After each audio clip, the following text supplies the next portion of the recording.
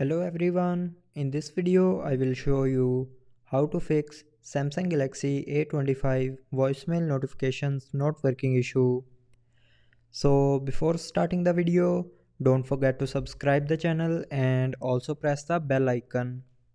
So to fix this issue, first of all, open Play Store.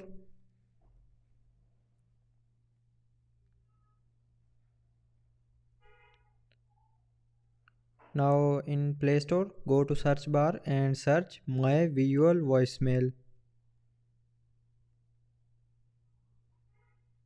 Now install this app and then go back to your home screen and open settings.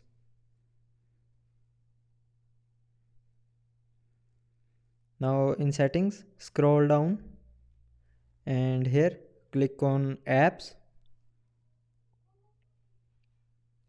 Now in apps, scroll down and here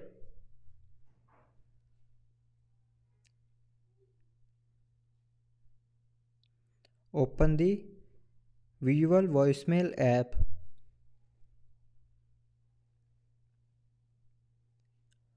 Now here scroll down and click on storage.